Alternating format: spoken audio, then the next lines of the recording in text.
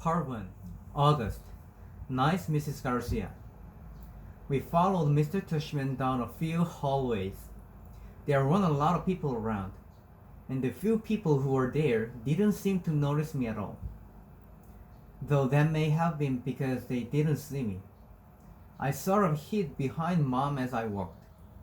I know this sounds kind of babyish of me, but I wasn't feeling very brave right then. We ended up in a small room with the words "Office of the Middle School Director" on the door. Inside, there was a desk with a nice-seeming lady sitting behind it. "This is Mrs. Garcia," said Mr. Tushman. And the lady smiled at Mom and took off her glasses and got up out of her chair. My mother shook her hand and said, "Isabel Pullman, nice to meet you." "And this is August," Mr. Tushman said. Mom kind of stepped to the side a bit, so I would move forward. Then, that thing happened that I've seen happen a million times before. When I looked up at her, Mrs. Garcia's eyes dropped for a second. It was so fast no one else would have noticed, since the rest of her face stayed exactly the same. She was smiling a really shiny smile. "Such a pleasure to meet you, August," she said, holding out her hand for me to shake. "Hi," I said quietly, giving her my hand. But I didn't want to look at her face, so I kept staring at her glasses, which hung from a chain around her neck. "Wow, what a warm grip," said Mrs. Garcia. Her hand was really warm.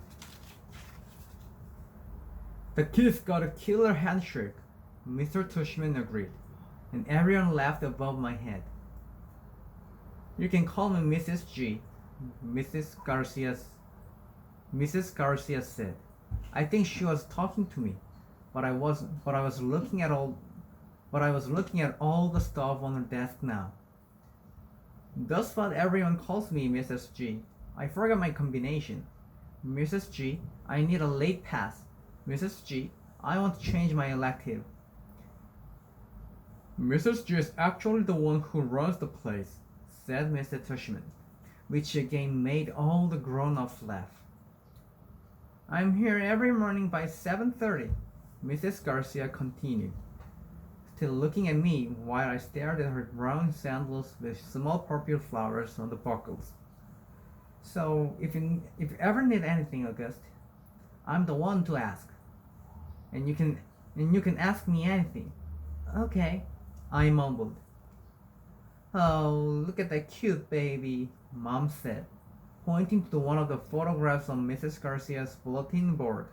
"Is it yours?" No, my goodness, said Mrs. Garcia, smiling a big smile now that was totally different from her shiny smile. "You've just made my day. He's my grandson." "What a cutie," said Mom, shaking her head. "How old?" "In that picture, he was 5 months, I think. But he's big now, almost 8 years old." "Wow," said Mom, nodding and smiling. "Well, he is absolutely beautiful." "Thank you," said Mrs. Garcia, nodding like she was about to say something else about her grandson. But then, all of a sudden, her smile got a little smaller.